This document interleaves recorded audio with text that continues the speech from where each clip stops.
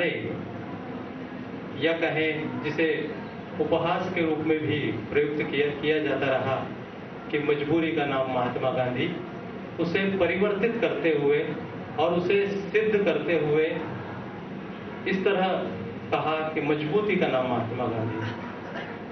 मजबूरी से मजबूती तक गांधी को लाने, पहुंचाने और उन्हें प्रस्तुत करने में प्रोफेसर पुरुषोत्तम अग्रवाल साहब की महत्वपूर्ण भूमिका रही।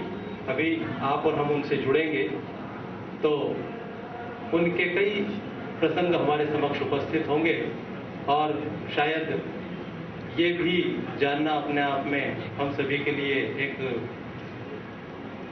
चौंकाने वाला होगा कि एक वामपंथी विचारक गांधी को किस तरह अपने संदर्भ में प्रस्तुत करता है। अग्रवाल साहब ने स्वयं ये कहा है कि ये समय जो है अजीब समय है और इसमें कई सारे अचरज होते रहते हैं।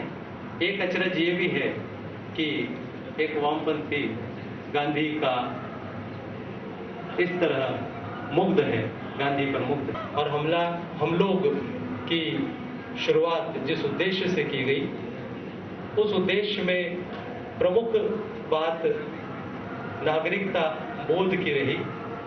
नागरिकों में अपने कर्तव्यों के प्रति बोध जगाने के लिए हम लोग की स्थापना की गई। ये स्थापना किस तरह वैचारिक संवाद के माध्यम से नागरिकों तक पहुंचे, उसकी शुरुआत आज यहाँ पर हो रही है।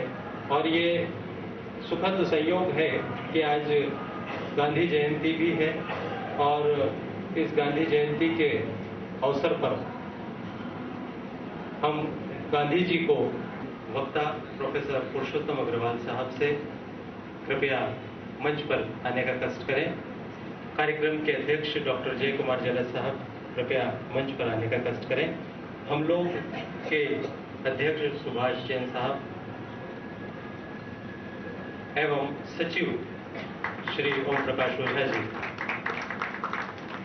मंच पर आकर अपना स्थान ग्रहण करें।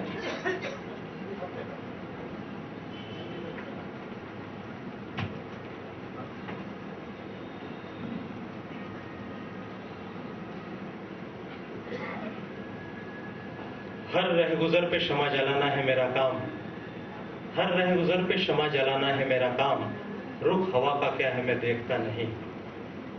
ऐसे ही एक कोशिश आज यहाँ पर हो रही है और इस कोशिश के आप सभी साक्षी हैं। यकीनन इसमें कामयाबी मिलेगी, ऐसा हमें विश्वास है, ऐसी उम्मीद है। हम इस कार्यक्रम को आगे की तरफ लिए चलें और हमारी इस परंपरा के अनुसार हमारे अतिथियों का स्वागत पुष्पहार से करना चाहेंगे। हमारे इस हृदय प्रदेश की परंपरा के अनुसार सर्वप्रथम हमारे सम्माननीय प्रोफेसर पुरुषोत्तम अग्रवाल साहब का स्वागत करेंगे सुभाष जी जैन।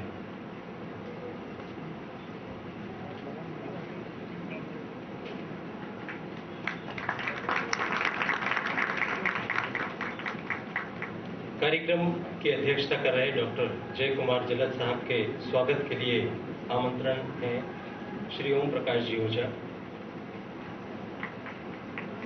हमारे बीच श्रीमती सुमन अग्रवाल जी भी उपस्थित हैं और उनके स्वागत के लिए मैडम विजय लक्ष्मी जैन से गुजारिश है, स्वागत करें।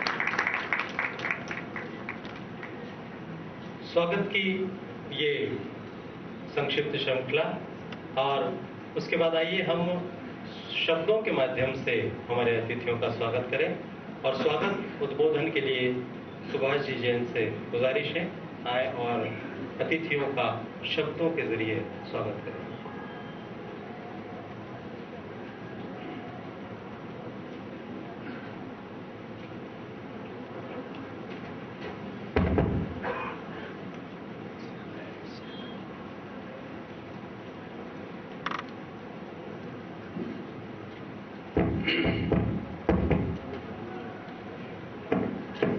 राष्ट्रपिता महात्मा गांधी के 143वें जन्म दिवस की अवसर की ये शाम उन्हीं के पावन याद में हम प्रारंभ कर रहे हैं और इस अवसर पर हम लोग के माध्यम से एक आंदोलन का अलग जगाने का प्रयास कर रहे हैं और उसी कड़ी के तारतम्य में हम आज यहाँ सब आप और हम सब एक साथ हैं। मुझे स्वागत के लिए आदेश मिला है।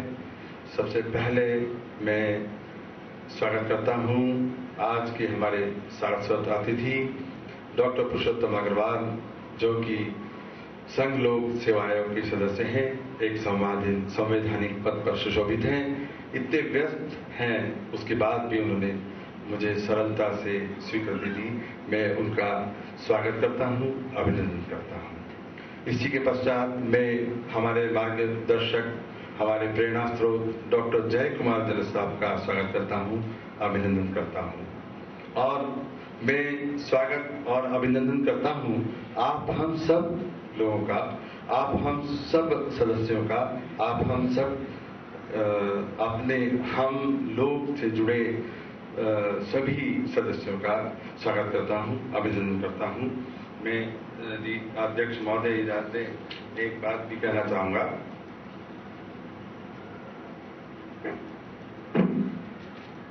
ये बहुत ही एक सिंपल प्रश्न सबके बीच में होगा कि आखिर ये हम लोग एक है।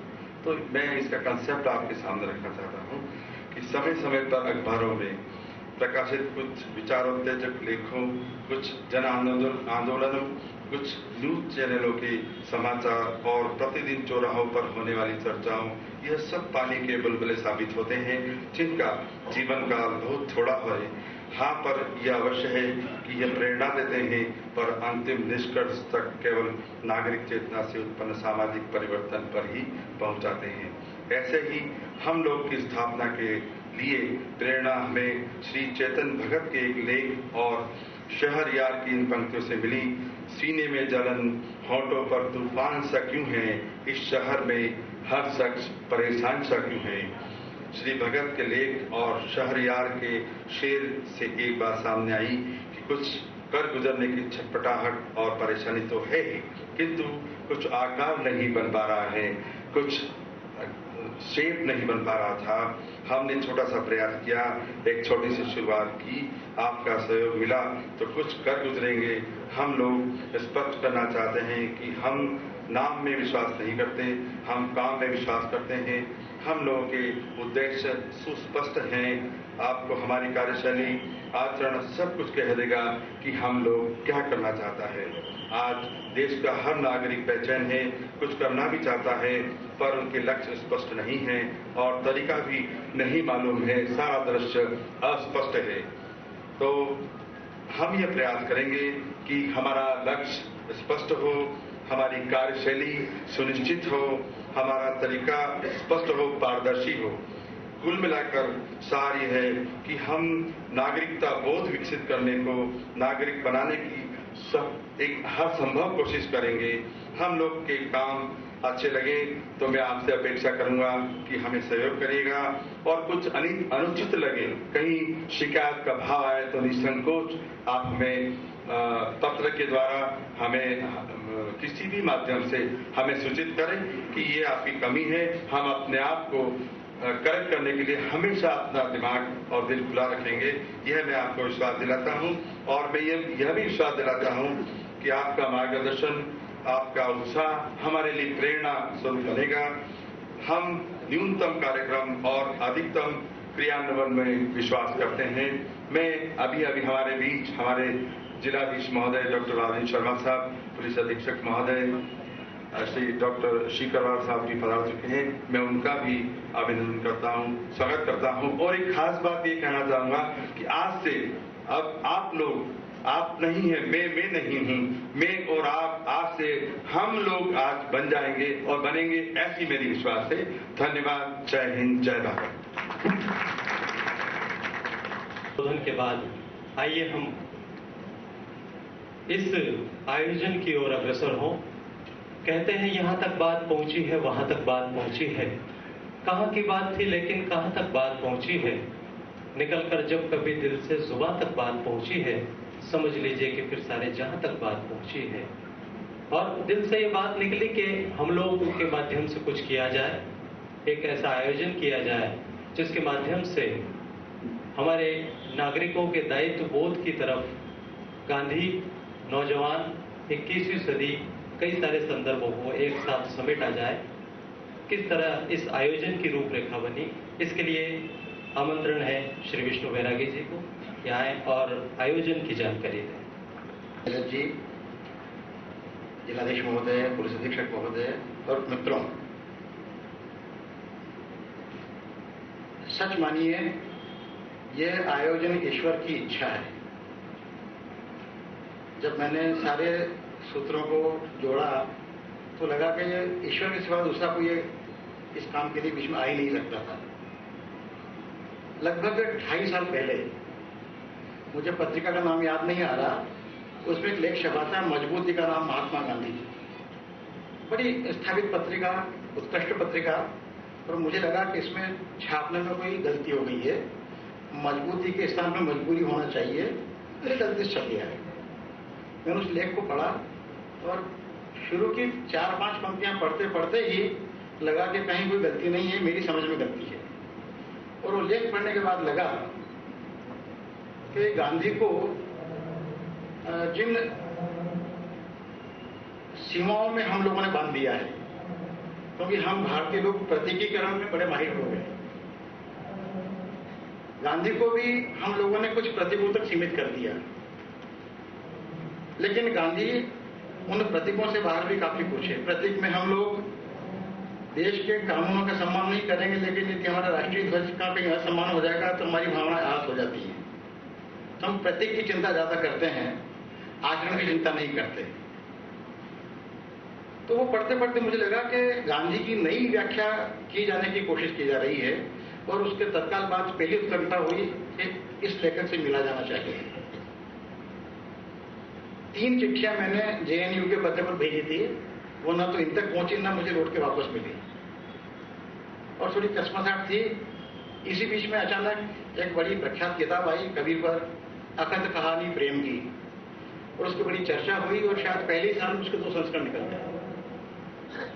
हिंदी समाज में और हिंदी साहित्य में ये बड़ी दुर्लभ घटना है।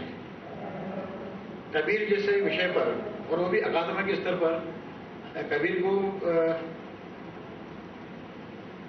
जैसे कहिए कि कबीर की हकीकत बयान करने के लिए कितनी मेहनत की जा सकती है, कितनी मेहनत की जानी चाहिए। वो किताब समीक्षा, मैंने किताब नहीं पढ़ी, मैंने केवल समीक्षाएं पढ़ी मैंने, और समीक्षा पढ़कर लगा कि इस किताब को पढ़ना हम सबके लिए बहुत निहायत जरूरी है।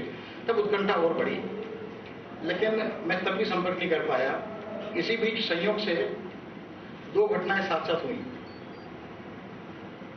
मैं फेसबुक पे मैंने अपना खाता खोला, बीमा एजेंट हूँ, लालची हूँ, जहां जहां धंधा मिलने की गुंजाइश हो सकती है वहां हर कोना टटोलता हूँ। तो मैंने फेसबुक पे अपना खाता खोला। लगभग 10 महीने पहले इन्होंने चेतन भगत का पत्र पढ़ा, एक लेख पढ़ा, इन्होंने सोचा कि अपन ने कुछ करना चाहिए। बात चलती रही, मैं फेसबुक पे अपना कुछ उठापटक करता रहा। अचानक फेसबुक पे मुझे पुरुषोत्तम अग्रवाल का नाम नजर आया। तो तत्काल मैंने जैसे कहिए कि किसी लालची आदमी को सोने की मुहर पड़ी हुई मिल जाए, इस तरह से मैंने तत्काल लपका और निवेदन किया कि साहब मुझे अपने मित्रों की सूची में शरीक करें। इन्होंने बहुत ही कृपावंत होकर, या शायद आदत के मुताबिक, मुझे अपने मित्रों की सूची में शामिल कर लिया। और मैंने पहला संदेश दिया कि कृपा करके आप अपना टेलीफोन नंबर मुझे दीजिए। इन्होंने टेलीफोन नंबर दिया, मैंने बातचीत की, और अपने स्तर पर जो कह सकता था तब तक कि हम लोग की केवल बातें ही बातें चल रही थी। और बात करने के बाद शायद दूसरी टेलीफोन चर्चा में ही मैंने आपसे निवेदन किया कि आप रतलाम में आके अपनी बात करें, हम आपको सुनने के लिए आपके सामने बैठे हुए अपने आपको देखें, ये हमारा सौभाग्य होगा। इन्होंने कहा तारीख आप तय कर लें। मैंने कहा 2 अक्टूबर, तो 4 दिन बाद आपको खबर करता हूँ, अपनी डायरी देख लेता हूँ मैं, उसके बाद आपको खबर करता हूँ। 4 दिन बाद मैंने बिल्कुल बीमा एजेंट की तरह, पेशेवर बीमा एजेंट की तरह बिल्कुल अगला अपॉइंटमेंट खटखटाया। तो उन्होंने कहा मुझे अभी अमेरिका जाना है, लेकिन 2 अक्टूबर आप बिल्कुल तय मानिए, मैं हाजिर हो जाऊंगा रतलाम में।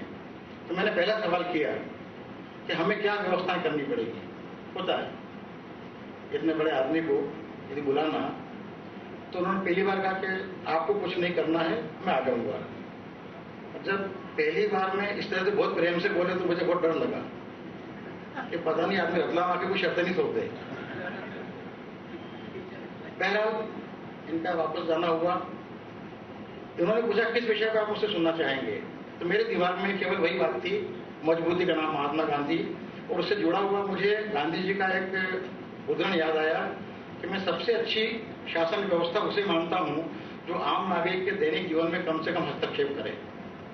इसका अलिखित पाठ जो मैंने पढ़ा कि हम में से हर नागरिक अपना काम, अपनी जिम्मेदारी, अपने दायित्व इस सीमा तक निभाएं कि व्यवस्था को आपकी ओर देखने की आवश्यकता ही नहीं पड़े।